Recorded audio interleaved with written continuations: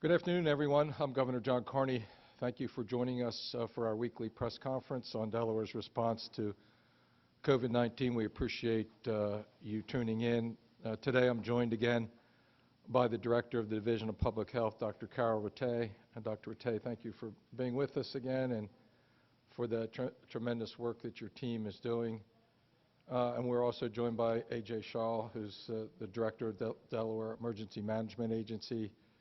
A.J., thank you for being with us again as well, and your work, particularly your work in testing. We've met new heights with respect to testing across Delaware, and very, very impressive. We'll get to that in a bit. I've been saying for several weeks now that the number of positive cases and the presence of COVID-19 virus in our state has been increasing and increasing at an alarming rate, and that we were looking at mechanisms, restrictions that we might need to put in place in order to stem that tide, to flatten that curve once again, as we did back earlier this year. We've been doing this now since March. The first positive case was identified on March the 11th, with various shutdowns and stay-at-home orders and restrictions on business operations. And the rationale, the public health rationale around all of that is that you have to limit the exposure of individuals to those who are shedding the virus, and thereby reduce the presence of the virus in the community. Otherwise, it transmits and gets worse exponentially, and so that you have to take often dramatic action to do that, to squash that spread.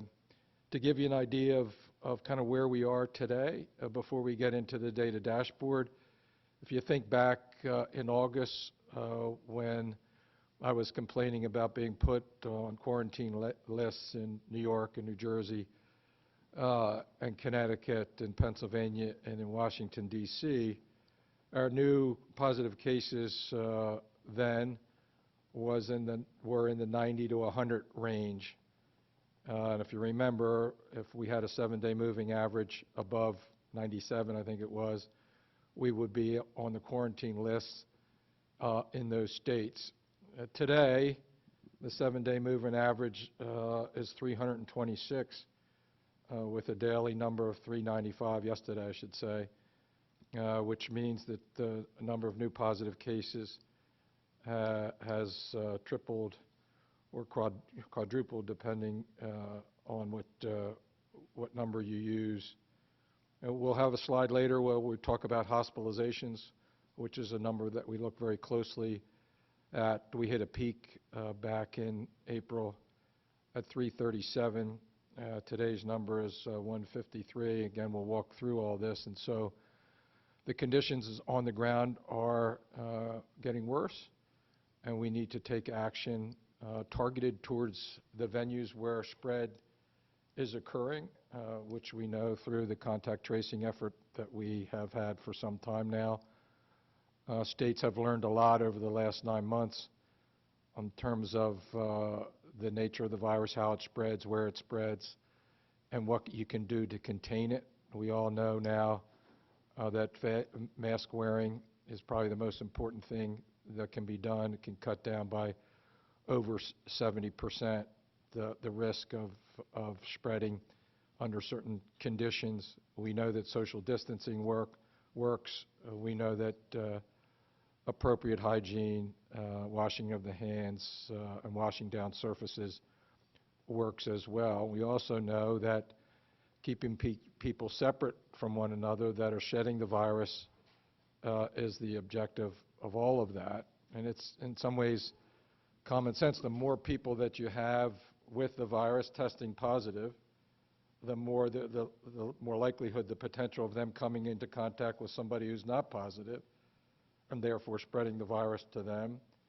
And then it becomes an exponential function as it grows and increases.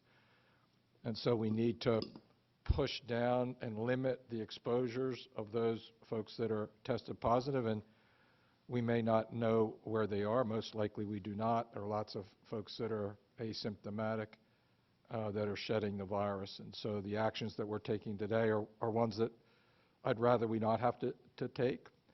As I've been saying for the last 2 or 3 weeks, we have objectives to increase economic activity and business operations, as well as improving the health of the community, and that you have to have both. And so what we're doing today is an attempt to strike a balance there, to target the restrictions on venues where we know transmission occurs. So let's go look at the data dashboard. Again, we're closing in on 30,000 total cases. Again, sadly, 739 fatalities. Hospitalizations, I mentioned, that number is increasing at 153. The low point was midsummer at about in the mid-40s, and we'll see a slide in a few minutes that shows the fact that this is a lagging indicator that starts with new positive cases, goes to hospitalizations, and then to fatalities. If you look at the distribution again, Newcastle County, 16,000 positive cases, Kent County, 4,100, Sussex County, where the highest transmission rate, the highest rate is in Sussex County with 91, almost 9,200. So let's look at, part of this is a function of testing, and AJ's team doing a great job. Our goal was to have 80,000 tests a month. I think in October we were well over 100,000 tests per month, so you're going to get more positives as a result of that. A measure of that relative to any other time period is the percent of those tests that are positive. And so let's look at those numbers. If you think about just the persons that were tested positive, because people get tested more than once, we're up to 14% of the persons who've been tested or are testing positive on a 7-day moving average, but only 5.5% of the actual tests. And we'll show you that in a minute, how many people have been tested, persons have been tested in Delaware, and how many tests have been administered. So the new cases today is 347. The 7-day moving average, again, think back of where we were in August. We're in the 97, 90 to 100 range, and trying to be under 97, so we were off the quarantine list. So you can see we're several times that, which means that there are that many times the potential exposures in the public for transmitting the virus further. So here's what I was just mentioned a minute ago. So we've had almost 400,000 Delawareans, closing in on half of our population of 970,000, persons who've been tested at least once. Once they get tested again, it won't go into this calculation, the percent positive of persons tested. The number on the other side, 634,000, is the total tests that have been administered. So the more appropriate calculation of the percent positive. But again, you can see that many people have been tested more than once, and that's a really good thing. I think I've been tested now 4 times, something like that.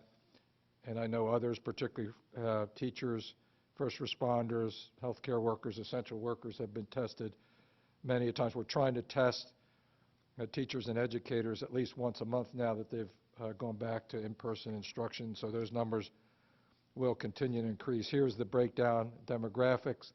Still the young adult population with the highest. You can see all the lines are starting to spike upward to reflect the current uptick in cases. If you look at the 14-day view of this, the top 2 are your current hospitalizations. Very bad trend in current hospitalizations, up. Little data glitch there with the 1 bar that's below quite a bit below the line. Nothing to be concerned about or that's relevant. It caught up in the next day. So we're up to 153 there. New hospitalizations looks better. It's going down. That should hopefully bode well. We'll see. And then the other concerning criteria, new positive cases. The orange line is the day-to-day ups and downs, just because we're doing so many tests or getting so many test results in batches back, with the 7-day moving average reflected by the blue bar, which is consistently going up, obviously in the wrong direction, and which drives us to propose to put in place the restrictions that we're going to talk about in a minute. So the two measures of percent positive, the bottom left is the percent of positive, so it's going to be a bigger number because it doesn't include people who have been tested more than once. So that's 14%. And then the 7-day moving average on the percentage of tests that are positive is 5.5%, 7-day moving average. We want that to be below 5. And so we're not as bad as we could be there, and a lot of that is because of the considerable testing that we're doing. If you see the 90-day view, I won't go through each of the graphs, but you can just see things trending upward in terms of hospitalizations, new positive cases. The percent positive, not as dramatically when you look under the test positive, but clearly in the wrong direction, and we need to get ahead of it, particularly on the hospitalization side. The personal protective equipment, data dashboards, all those vessels are full, so we're in pretty good shape there. Let's look at the current hospitalization numbers. If you go back to the spring, on April the 6th, we had 140 hospitalizations. Remember, lagging indicator, by April the 17th, we peaked at 337. On June the 3rd, on the way down, we were at 142. We hit a low over the summer in the mid-40s. I think 44 was the low sometime in, I want to say, July or August. And then since September, we've been ticking up, where today we're at 153. And we don't want to go from 153 to through 353. And recognizing that this is a lagging indicator with the positive cases going in the direction that they are, that's could be the trend that we're on, and we don't want to be on that trend. Hospitals now are doing elective surgeries. Back in the spring when we hit that peak, they had suspended most elective surgeries, and so they had additional capacity. We estimate that the total critical care capacity statewide of hospitals is in the 400 to 450 range, depending on the day, AJ. We do keep track of those numbers, and will continue to do so. And so we're clearly seeing a surge, and we're seeing the surge in cases occurring in areas that we know of, in gatherings, large gatherings, both indoors, not as much outdoors, but certainly indoors with others who are not in the same household. So bringing in folks that might be living in different environments, exposing one group to another, and then spreading the virus. It only takes one person to be positive for that exposure to result in a transmission. And that's kind of the point, the logic behind a restriction movement, and that is to try to minimize the exposure that one person, one group has with another, because that person may or may not have COVID-19. So let's take a look at the specific restrictions. We talked about indoor gatherings. A lot of this transmission is happening in, frankly, social environments, parties, dinners, having the guys over to watch the football game and some beers inside. We have a limit now that's consistent with the outdoor limit, which is 250, I believe, totally unrealistic under the current condition, and we're imposing a new restriction on 10, essentially the household family there, discouraging gatherings more than that for the time being. We know we're coming into Thanksgiving, the implications of that, but we also know we want to not restrict places of business, particularly hospitality and restaurants, for any longer period of time than need be, and obviously to keep our children in school and get more children back in school. Indoor gatherings outside of the home, which include kind of events, weddings, worship services, performances, political gatherings, events in public spaces, including fire halls, the limit would be 30% of fire capacity, and whatever that facility is, up to a limit of 50 people. And so with some of the larger venues, we felt like we needed to discourage, to not discourage, but to restrict gatherings of more than 50 people. Outdoor gatherings, similarly, with a tighter restriction than 250 with a plan, but now 50 people or as much as 250 with a plan approved by DPH, so a maximum of 250 people. There are some gatherings that are working under already approved public health plans that will be, like football games come to mind, will be able to operate under that basis.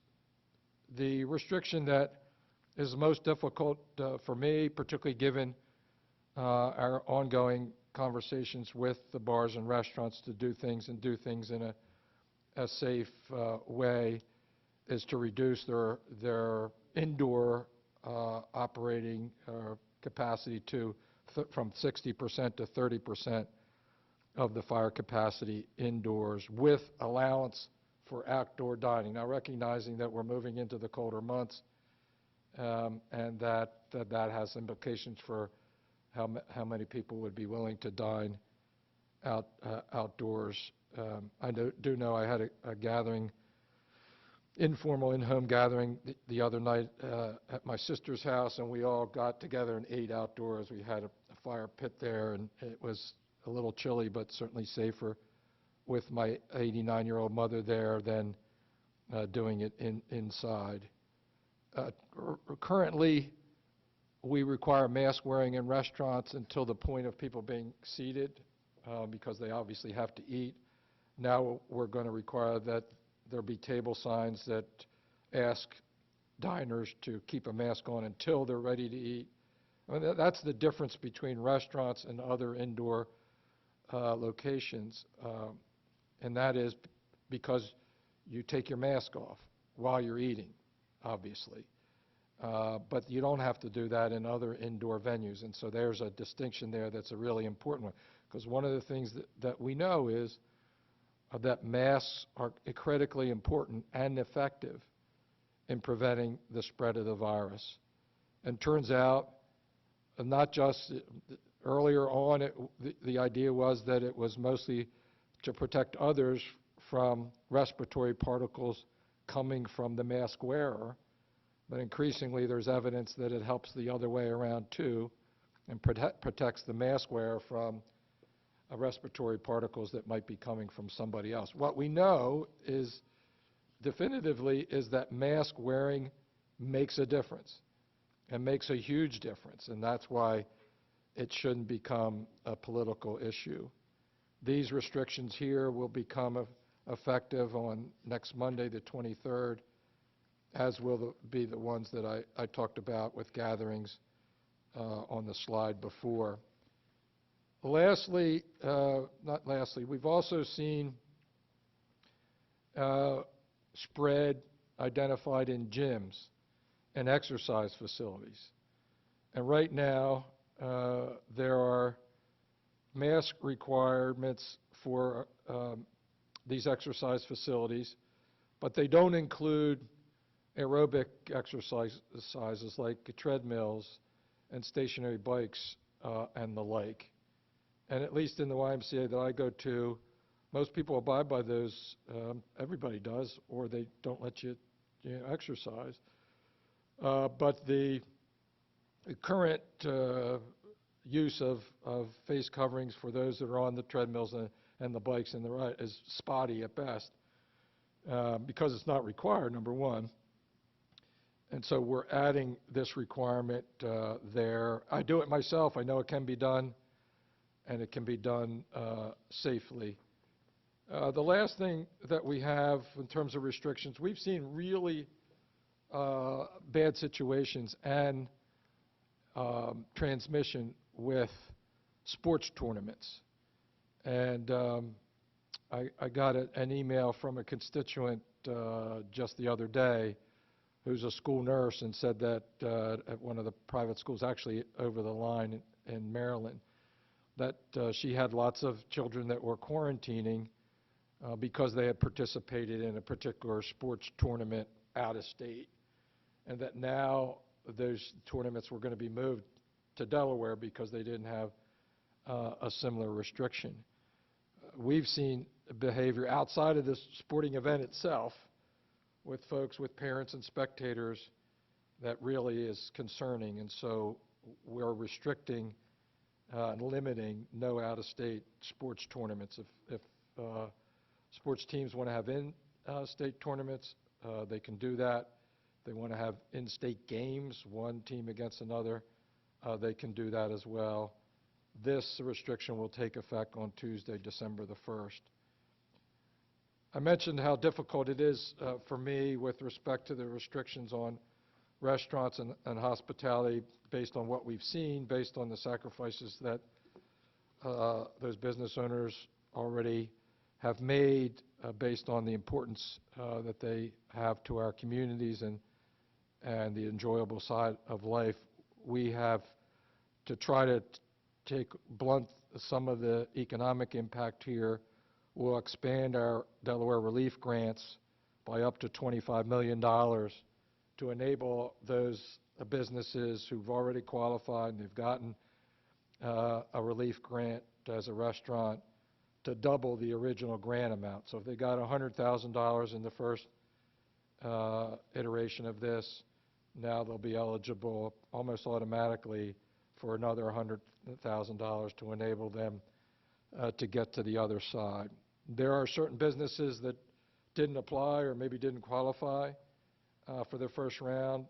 They can apply with a deadline of December the 4th, because remembering these are federal funds that have to be expended by the end of the year. So $25 million to double the amount of restaurants and these hospitality businesses received from the CARES relief grants, first in the first phase, and now another phase that would enable them to double that amount.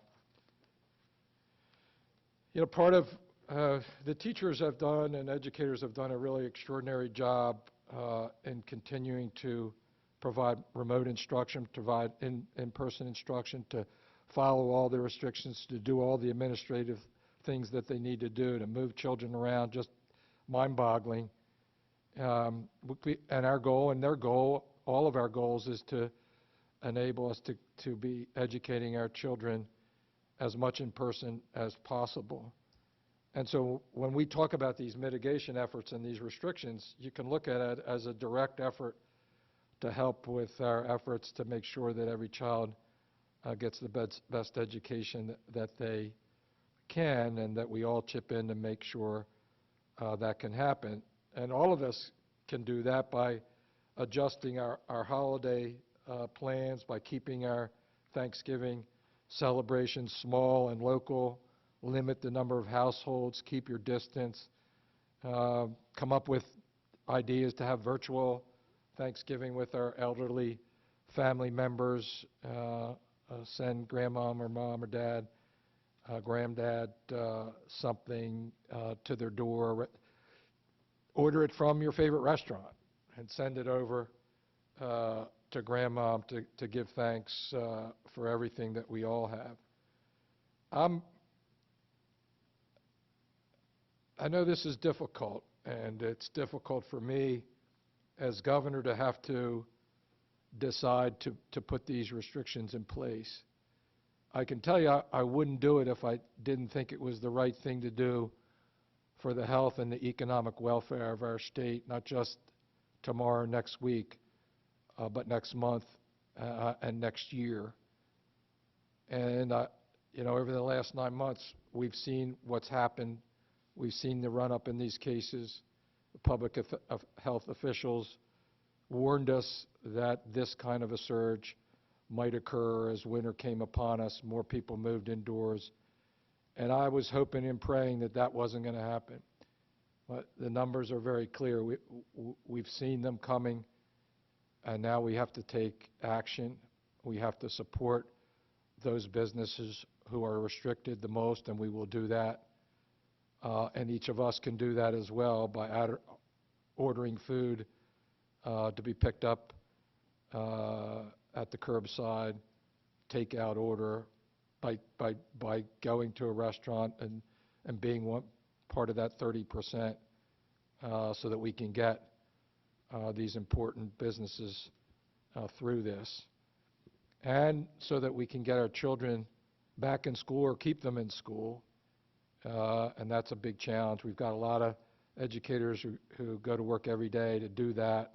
We all want the same things there, and we just need to do what it takes to push down this spread, get on the other side of this surge, get to a place where we have 2 vaccines that have proven pretty efficacious, more than any of the scientists expected. They're not going to be here next week or next month or in the coming 2 or 3 months, I don't think, but they will be here at some point, whenever that is, and we want to be there in better condition than the direction that we're headed. So with that, I'm going to turn it over to Dr. Carroll-Rotte, who's going to talk a little bit more from a public health perspective about this situation and give us an update. Thank you so much, Governor.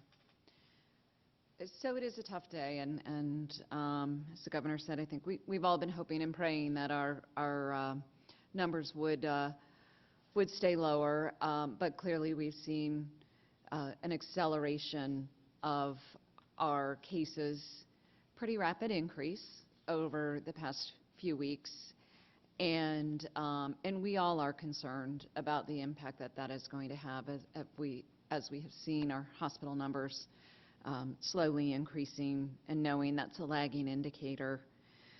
When we look at where we're seeing the increases, I've been using the same methodology now for a couple of months, and there have been times when maybe we've had 6 to 8 zip codes or so that meet those criteria, but now it is much of the state that meets the same criteria that I have been looking at.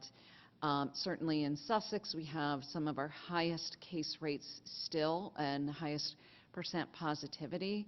So Sussex has been an area where we've had a lot of cases for quite a while, but really Newcastle County has also seen significant increases. In fact, the fastest increases in case rates were in Newcastle County this past week. Bear, Middletown, Townsend area are some of our areas of highest concern. Newark as well. So we've continued to see cases among college-age students, but also non-college-age students as well. So significant increases in Newcastle County and in those areas.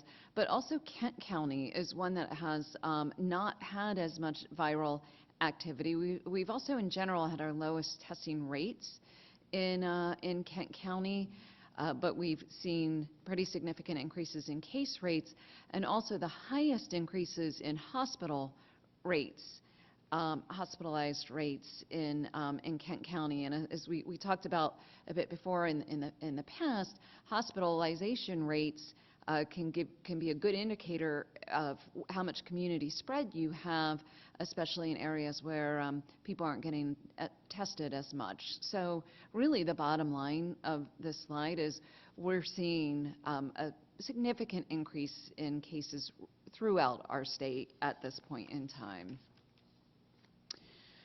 So I'd like to talk a little bit about the public health thinking and the science behind some of the actions that the governor talked about today. So I first really want to focus on schools and where the science is in what we're seeing around schools. As we've talked about from this summer, we do have concerns about the negative consequences of school closures for all children, but especially for disadvantaged learners.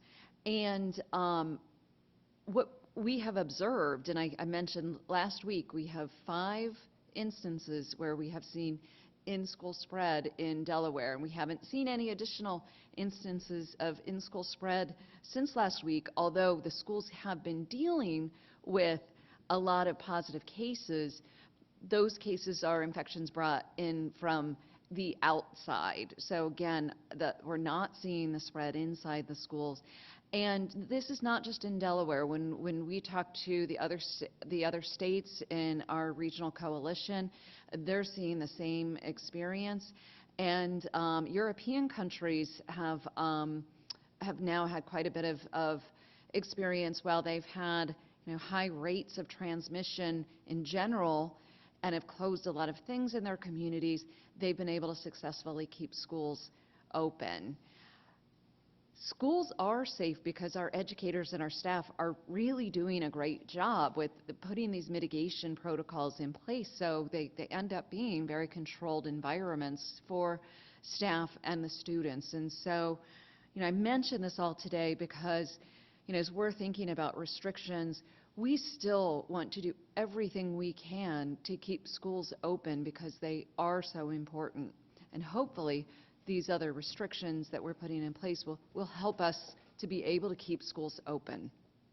So on the next slide, I really wanted to touch on gatherings, but also how a super spreader event can lead its tentacles into other spread in the community. And this is really a great depiction from Maine, where they looked at a wedding that involved 55 people, poor face covering and social distancing, so really limited mitigation. Even though they had signage that said wear a mask, masks weren't worn. And so out of the 55 people, there were 30 cases. And then these cases went back to their normal life after the wedding. So in a very small community, directly from this wedding, there were 27 cases and 1 death that were secondary spread, but then also secondary spread into a long-term care facility, which led to 38 cases and 6 deaths, and 200 miles away, spread into a correctional facility that led to 82 cases. And we've seen a lot of examples similar in Delaware. So, for example, these are top of mind today, just from my review of all of our cluster data. An individual who became infected, likely from a bar, who works at a long-term care facility. So that may very well be how the spread was brought into a long-term care facility.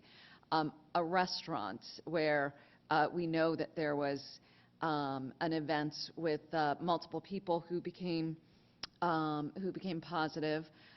One of those individuals then works in a work site where 15 people became positive.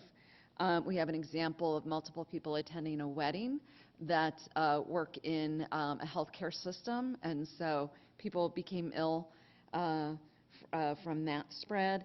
Additionally, just from the other day, a case of an individual who went to a funeral and then brought that case into or infection into a child care center. So it's easy to see when you think about it this way, how some of these super spreader types of events or these gatherings then can drive a lot more community spread and really accelerate the spread. So on the next slide, I just wanted to talk a little bit more about some of what we're seeing in the data. And I talked a little bit about this last week, but house parties are more common than probably I expected. And not only are they common, but we've seen some house parties where we've had 30 or more people, or more than 50% of people who attend these parties who become ill after house parties.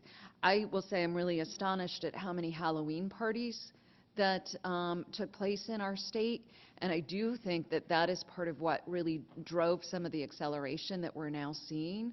And so it's not easy to imagine why now we're pretty fearful about what might happen with Thanksgiving gatherings, seeing kind of that surge after Halloween parties. Religious services we know are so incredibly important to people. We've seen 10 outbreaks related to religious services, and a number of them involving more than 30 people. So again, spread can happen when people are in close proximity for an extended period of time, especially when things like social distancing and face covering is not completely adhered to. Currently, right now, we're investigating outbreaks related to 4 weddings, 1 funeral. We have examples of multiple, both large and small parties in restaurants. So a small party could be 2 people or 4 people, where multiple people then become ill from sitting at that table. But we also have several examples. One in particular that I think is kind of eye-opening, of a 12-person party in a restaurant, where now we know 10 of the 12 have become COVID positive. And if you think about it, it's a large table, right? So some of the people are going to be more than 6 feet apart. So again, you can see how spread can happen beyond 6 feet in a close setting, and especially when people don't have face coverings. We talked a little last week as well about social gatherings in homes, small gatherings, like the governor was saying, football parties, where people, come together in a normal fall and just enjoy one another's company, drinking beer, wine, and eating pizza together. It's not safe, and we're seeing spread this way, as well as birthday parties and other gatherings. So, when we look at our data, these are some of the key concerns that we have, and really the key drivers for the restrictions that the governor just went over. So I wanted to share a little bit of more concrete data that we have looking at our events from our contact tracers. And it is really interesting that from August, about 18% of those cases, of our cases, attended events or gatherings like house parties, religious services, or other large gatherings, or sports or restaurants.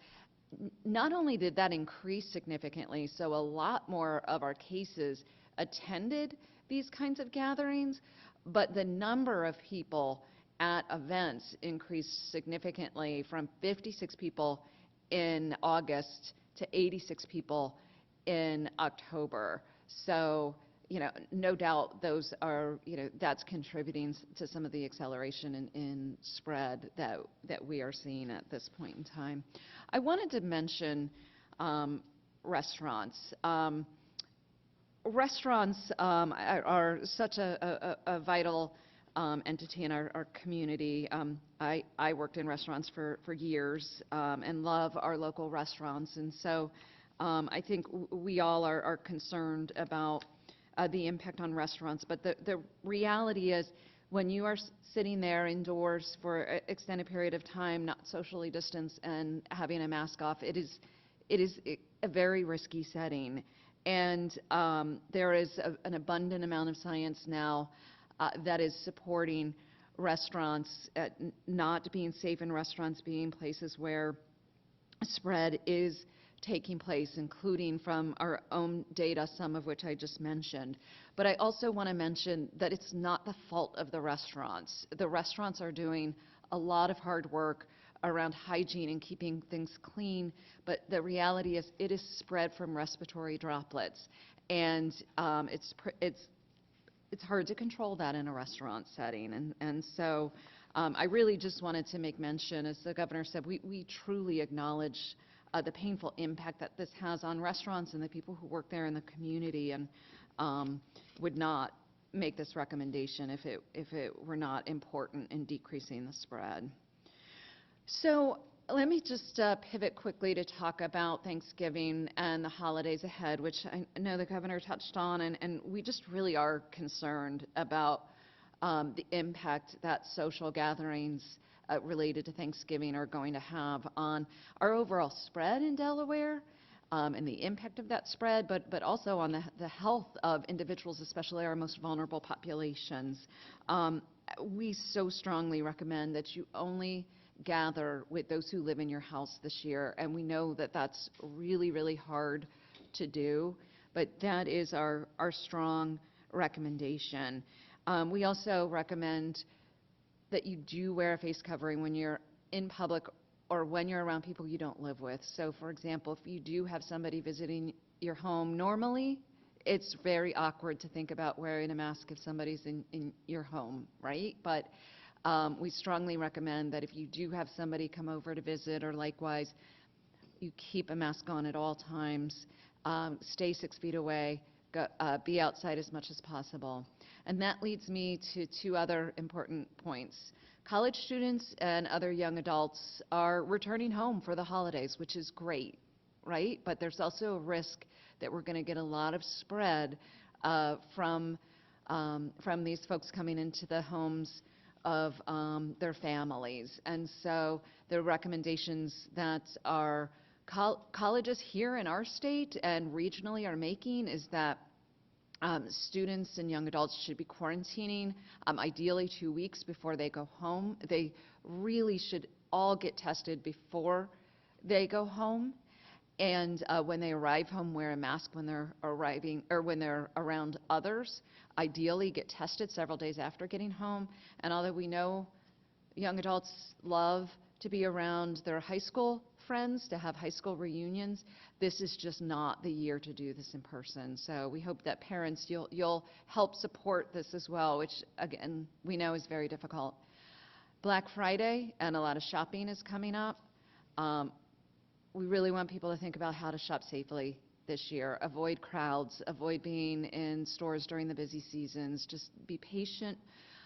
Please go to your local favorite shops, but also look at opportunities to shop online and just do things differently this year. And finally, I just want to wrap up with a focus on wearing a mask. This is the most important guidance that I can give to all Delawareans right now is please, please wear a mask when you are around anybody who is not a member of your immediate normal household. It is the most important thing you can do to help us decrease the spread of this virus. And with that, I'm going to hand it back to the governor. Thank you very much, Dr. Rattay, for getting into what we've learned over the last 9 months and what we've heard from contact tracing and from folks who have tested positive. We saved the good news, the positive message for you, AJ. You and your team deserve it with the tremendous effort you're doing to make sure everybody who should get tested and needs to get tested in Delaware is getting that test. So you were on. So thank you, sir. So I think the governor kind of hit the high point. I mean, testing's been very successful this month so far. We're at 58,000 as of the 14th. I'll tell you, this is due to partnerships across the state. Our National Guard partners have been kind of the foundation since the beginning. Newcastle County has definitely done their fair share and then some to assist with multiple sites a week up in Newcastle County. The public health clinics that we turned on a few months ago to help with staffing and having that consistent site have done, they keep on doing more people every week, so we're glad to see that people trust that. The staff at DMO, Walgreens, the school locations, the partners at Frawley Stadium or other events where we do this really has been a community effort, so we appreciate everybody's work with that. So 58,000 to date, as you see, a little bit more last week than the week before, and we expect that number to continue to go up. Next week, we know there's Thanksgiving. We know there's going to be students coming home, as Dr. Rattay alluded to. We'll be working with the universities, Wesley, Del State, University of Delaware, to allow and provide opportunities for individuals to get tested this week. We've also put out kind of our Monday and Tuesday and some of the Wednesday events for next week, knowing that there might be students getting back. So if they're doing that self-quarantine, they could hopefully get that second test. Monday, we will be at 3 locations from 8 to 8. We'll be at both the Deltec campuses in Dover and Georgetown from 8 to 8 with the Curative Traveler. We'll be at the Epworth Church in Rehoboth from 8 to 8 as well. So a little longer day because we know it's a busy time of the year, and we want to make sure we get as many people fit in. Newcastle County is going to be at Frawley Stadium 2 to 7 on Monday. They're going to be at Seeds of Greatness Tuesday, Middletown High School Wednesday. There's a few other walk-ups they have there at, I believe, Garfield Park, and one other that will be all up on the curative site tomorrow to sign up to. So even though next week's going to be busy, we want to, make sure we still get people tested and have those opportunities. We'll also be returning to some events on Friday. So Thursday will be off. Friday, Saturday we'll have events as well that will be published later on this week. Lastly, I think an exciting announcement that came out from Public Health. Dr. Tay and Dr. Pescatore have worked a long time on antigen testing. We received rapid tests from our federal partners. We received, Dr. Pescatore has worked on a program to roll out additional antigen testing to locations throughout the state. They've worked with Nemours, the American Academy of Pediatrics, and really pediatric providers across the state to make sure that there is rapid tests available for children and adolescents in the state. This will support all the work that's being done by Public Health and the Governor's Office and all the schools and teachers to make sure that the children stay safe and have the access they need to testing in addition to the community sites. So short update today, but all the testing sites can be found at de.gov/gettested, and we had the ones for Monday, Tuesday, Wednesday confirmed. They'll be live tomorrow, and then Fridays and Saturdays will be confirmed probably closer to the end of the week. So, sir, that's it. Yeah, so that last point about the rapid testing for Delaware children and adolescents statewide is an important one, particularly with respect to our support for schools and school districts and teachers, because part of the problem that they're encountering, we've learned in our conversations with teachers, is once somebody tests positive outside of school, individuals who may or may not have come in contact with that positive tested person have to quarantine. And so the faster we can get the result about whether they're positive or not, the faster that the child can come back in, the professional can get back to work, and that helps operationally. That's, I think, the biggest challenge that we're hearing from teachers mostly, but also from our district superintendent. So that's an important use of that. The other thing that I would encourage people to do, again, is to download the COVID Alert DE app. We've got, I think, around 16,000 folks that are signed up. It is anonymous. It does, I think, effectively give you a tool in the toolbox to know whether you've come in contact with somebody who may have tested, who has tested positive and who is also using the app. So with that, we have a number of pre-submitted questions. We also have media in the room, and we would invite them forward to answer questions. First, thank you for coming and for joining us today.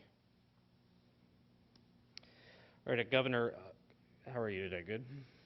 I've had better days. I'm unfortunate.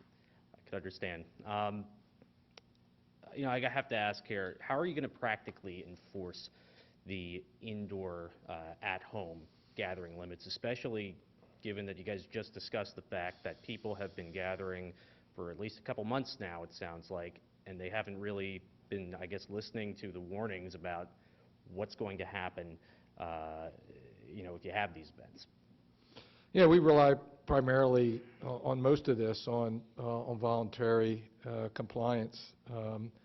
There are certain things that we do with public establishments, with public health enforcement, with law enforcement, but we're not going to be knocking on people's doors to see how many are at dinner for Thanksgiving. I wanted to ask you about the restrictions on religious locations that was mentioned in the release. You guys just had a settlement, as I understand. How's that going to mesh? Because it sounds like you could potentially run into issues there. No, the agreement in the settlement was to not treat religious venues differently than others, and this does not. Okay. I got to ask you about moratoriums on evictions and foreclosures. That was something I believe we saw earlier in the year, and I think that came down as part of an executive order. But we're starting to see restrictions come back under what you announced today. Some people's employment may end up getting affected by this. Are you looking into bringing any of those things back? Yeah, it's something we're going to have to take a look at, Tom. It's not something that has been top of mind We've really been focused on how we can strike the balance that enables us to push down the spread and to contain the spread while allowing economic activity. And that's something, obviously, as you rightly point out, we're going to have to take a look at again. And lastly, this is kind of for Carol and AJ. The teachers union recently reached out to the governor's office, writing a letter talking about concerns they've had from teachers. One of the things they brought up was that teachers are buying their own PPE, from what they've said. And my question to you is, can you talk about what role the state may have had in distributing PPE to these locations, and whether that seems like something that should be happening, given what efforts may have already happened? Well, let me take a first shot at it. First of all, we ought to be trying to help there, and in any way we can. I did see that a communication. We had recently met with the DSEA and have been on a regular basis, as well as talking to teachers in individual districts. And this was one of the things that they've been asking us to be more actively involved in decision-making. I still maintain that decision-making ought to be at the level where people know operationally, what they can and cannot do. We are trying as hard as we can to give the best public health advice about what's safe. I was just on a conference call the other day with regional governors, Governor Cuomo, Governor Murphy, Governor Wolf, and what everybody was saying was similar, that they weren't seeing a lot of transmission within the school setting itself. And so the issue gets to be mitigation outside of that setting, as was pointed out in the communication from the teachers, that affects the school, right? And so that's kind of what we're trying to get at here, and that's our message to Delawareans, if we want children in schools, and everybody does, doesn't matter who you talk to, then we've got to take these measures to prevent and push down the potential for exposure there. With respect to PPE or others, that's something that we're willing to lean into. Whatever it takes, I think, is our approach. AJ? The only thing I'll add is we did push out packages to every school in the beginning, probably late summer, prior to them going back to any type of hybrid environment. As the governor said, we are going to continue to see what type of support we can provide them, whether that's, kind of see where those gaps are now and see how we could meet in the middle somewhere and help link them to a solution. Just lastly, Governor, have you had any conversations with Governor Hogan about restrictions? I have had conversations with Governor Hogan about our conversations around higher ed with respect to students coming or going from our respective states back home, getting tested, whether or not, and we've been having conversations with our individual higher ed decision makers, right? Turns out Delaware's, UD, Del State, Wesley have all been in line with what we've been talking about, getting tested, students getting tested before they go home, quarantining. I think Dr. Rattay talked a little bit about this, and then not returning until spring semester, which is the case here, I think, in every instance. And just talking to Governor Hogan about being part of that. Specific restrictions, in a general sense, came up in that conversation, but nothing specifically, no. Okay. Thank you for your time.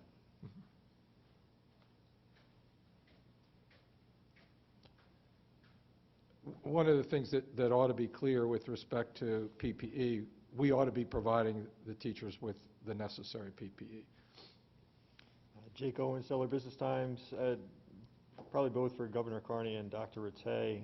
Dr. Rattay, you've just reiterated pretty forcefully here that the transmission risk is higher at restaurants just by the nature of the fact we have to take our mask off to eat. If that is the case, why have we not gone to the level that, say, Philadelphia did with shutting down indoor dining, but we're still allowing 30% capacity? Yeah, maybe I should take that and then hand it off and you can help. It goes back to that fundamental objective of trying to strike the right balance, right? I've been saying this till I'm red in the face, and I get red in the face fairly easily, is to balance out. You have to have a healthy community and a healthy economy, right? And it can't be an either-or proposition. And so we're trying to strike that balance with respect to restrictions that are targeted. It would be the worst possible thing to just impose restrictions just because another state is doing it or we think it might work, when we have evidence that this is where spread is occurring and that limiting exposure is what prevents the spread. And I'll let Dr. Rattay maybe comment on whatever about that she'd like. Yeah, so, I mean, as I expressed, we do know that there's certainly risk in restaurants. The health officials had a conversation with Dr. Birx last week, and she was talking about some of the analyses that they did in Texas and California and Florida in regards to restaurants. And obviously, you know, she expressed concerns about spread in restaurants and bars as well. But her strong guidance from those observations and those analyses were you got to decrease the number of people in these settings. If you can decrease the number of people in the settings, you can decrease the amount of virus and decrease the spread. And so, as the governor said, we really want these places to stay open as much as possible. So this is the approach that we're taking, and we hope that it works. One of the things that we've been doing some analysis here over the last couple of days of the statistics, like I'm sure we all have. One of the things that was interesting to us, though, was that it's not just one demographic group. Whether you look at 18 to 34, 35 to 60 and on up, 50 to 64, almost all age groups are up 50% or more in the last couple months. Is there anything different you can say to try to kind of drive home this point, or is there a feeling it's falling on deaf ears?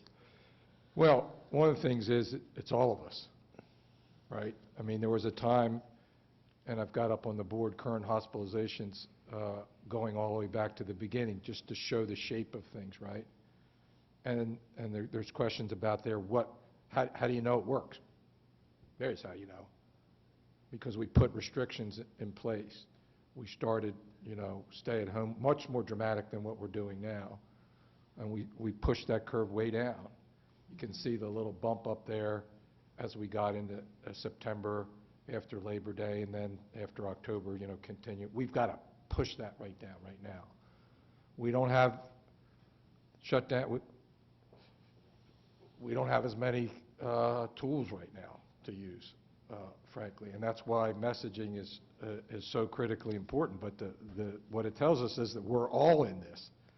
It's not just the young adult crowd as it was, you know, when we got to into the summertime. It's not just the beach crowd, young adult crowd again there after 4th of July. It's, as you said, every age group. It's really now, other than Kent County, it's every kind of corner of the state, frankly. And so the message has to be the same to all of us. And just lastly, obviously back in the summer, Governor, you convened a pandemic resurgence advisory committee to try to plan for exactly this kind of a moment. I'm wondering what lessons, if anything, you were able to find from their determinations. Yeah, well, one of the things that they recommended two things that they recommended strongly. One, I would argue we were already doing, was excessive amounts of communication, right? Keeping everybody alert and up, give people time to react. I've been saying for 2 or 3 weeks now that this is what we're seeing. Not saying that this restriction or that was going to occur, but read between the lines. You know, you can just see we were going to have to do something. I would have liked to give more time between this announcement today and the following Monday, which is when these go into effect for restaurants, just because people need time to plan. I get all that. That was a big recommendation. Unfortunately, it hit fast and grew fast. And we tried to, I think it was, hope over experience that maybe we could, this wasn't going to happen, but it's happening. It's going to happen. Other states, yeah, we're not other states.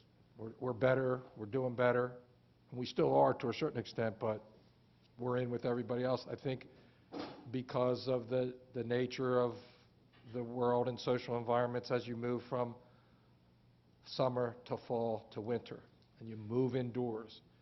And everything that I've heard from public health folks over the last 9 months is indoors and outdoors is way different, and we're seeing that.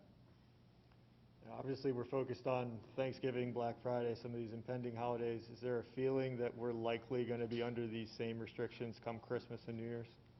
Boy, I hope not. I don't want to be under them a day more than we have to. And I'd like to see the next set of bars going straight out flat from there. I think my experience of the last 9 months suggests that's not going to be the case. This is hospitalizations. We know it's a lagging indicator. I'd at least like to see positive cases flatline from here. And then we can be in a better place. But it's not going to happen unless we take it seriously. People get tired of it. I get it. They get complacent. Although I do see a lot of people wearing masks kind of all the time, and that's a good thing.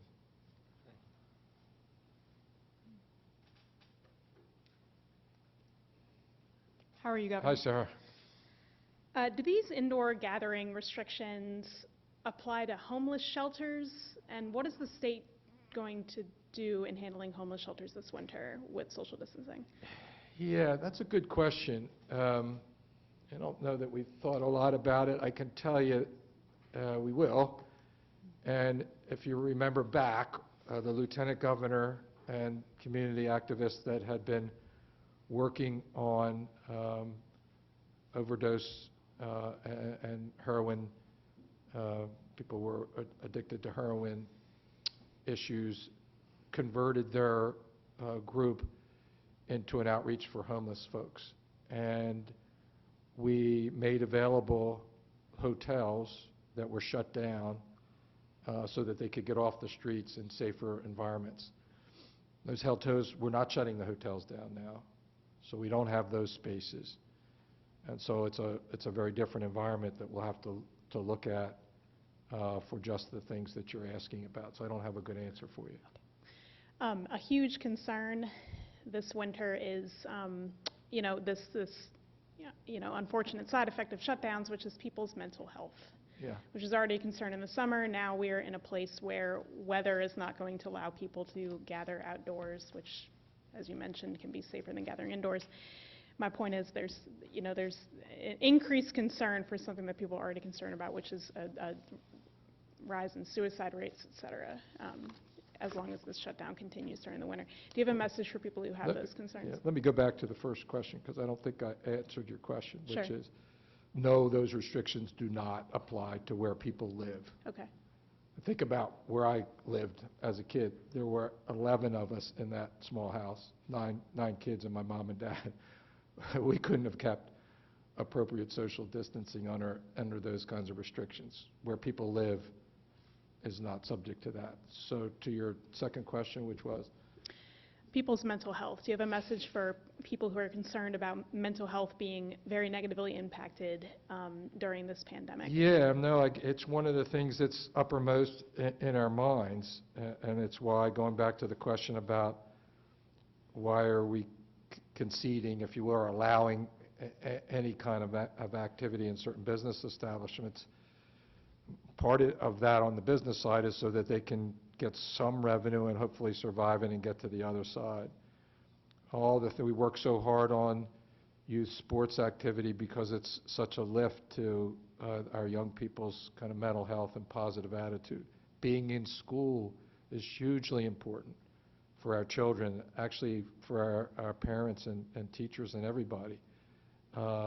It's terrible, and all the research and everything we've heard is how negatively that effect is. And so we want to try to balance all those things out and think about the impact of people when we restrict activity in one way or the other. We don't have stay-at-home orders, right? We are saying, look, we have to accept a new normal for some time being, and encourage people to do that and be as positive as we can in the messaging and all the rest and in the result. The result is there are more things that you can do that are positive for your mental health and your well-being.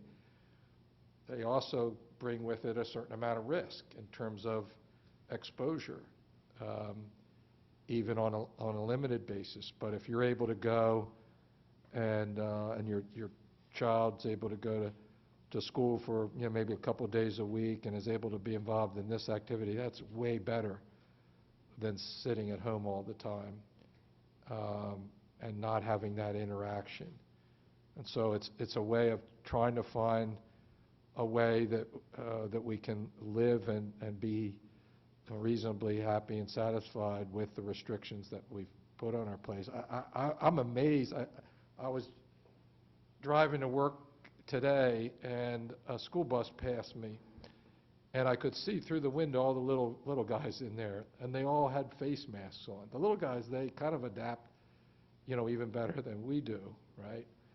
And I think that's a lot of what we're trying to deal with is adaptation, acceptance, compliance as a way of achieving the public health objective. Dr. Rattay, you know more about mental health than I do.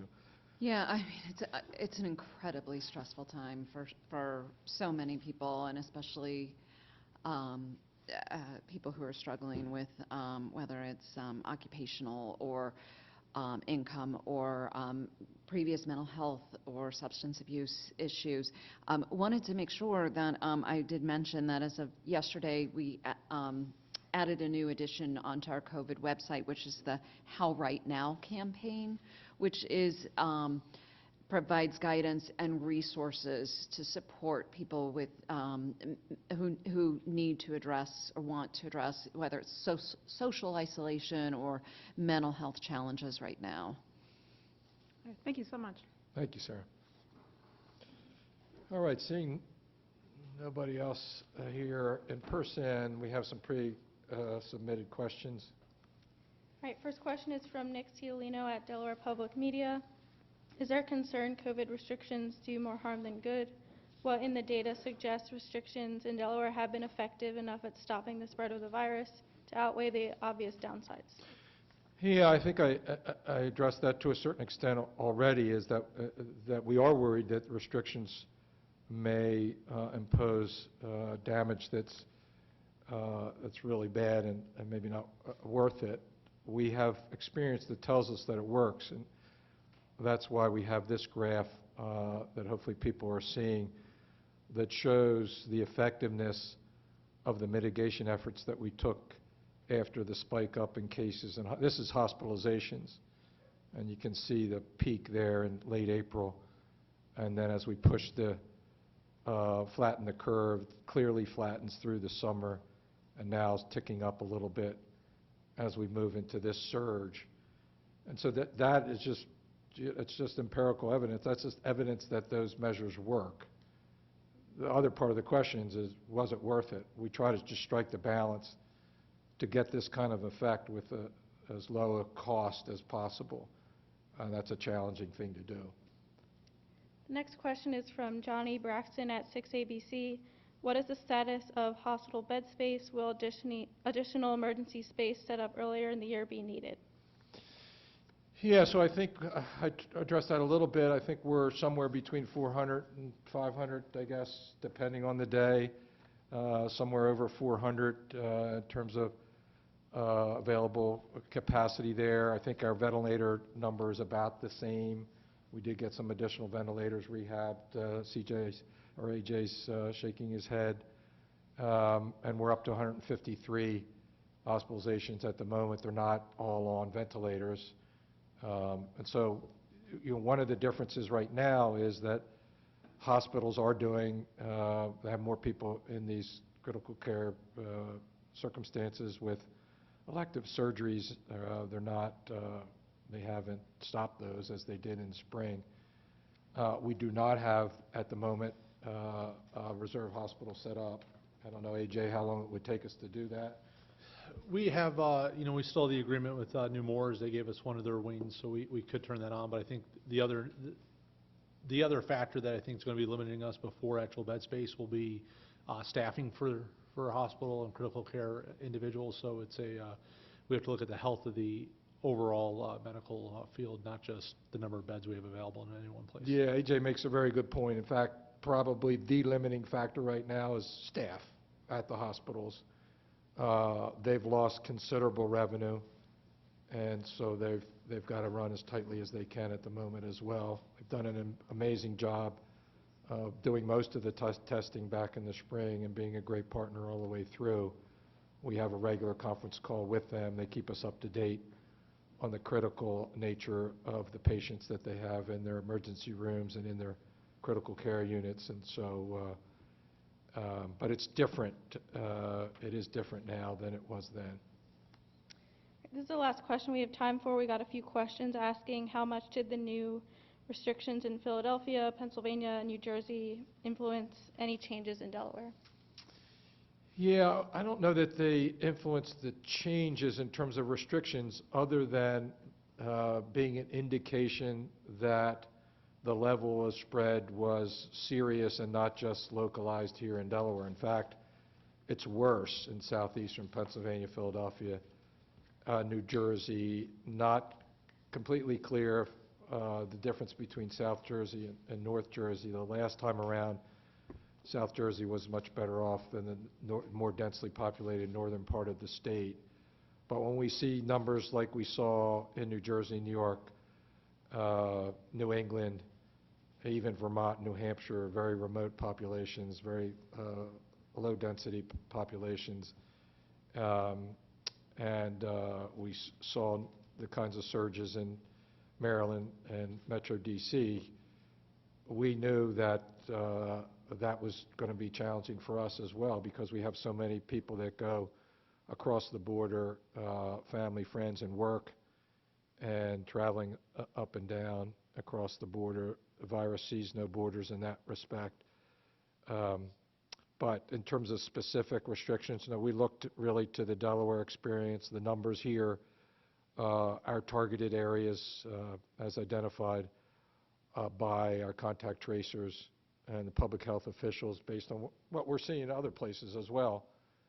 And then obviously communications among the governors about whether there were things that we could do in common, like our approach to students leaving colleges and universities for Thanksgiving. So I think that's all the questions that we have today. Let me just end by encouraging everybody to get your flu shot, your flu vaccine. Again, incredibly important, particularly as we move further into flu season and as we see more hospitalizations as a result of the flu and as a result of COVID-19. I'm convinced that we can do it here in Delaware. We've done it before. We can flatten this curve. We can beat this virus. We're going to beat this virus. There are going to be sacrifices that we have to make. Some will sacrifice more than others. That's why we're really reaching out to help our hospitality and restaurant industry with another CARES Act program and financing there. I know that it'll take more than that, and so remember to get takeout at your favorite restaurant, to help them along the way, and we can all help by doing our part to push down the spread of the virus so that we don't have to live under these restrictions for more than one day more than what is necessary. So with that, thank you for joining us, and we'll see you next week.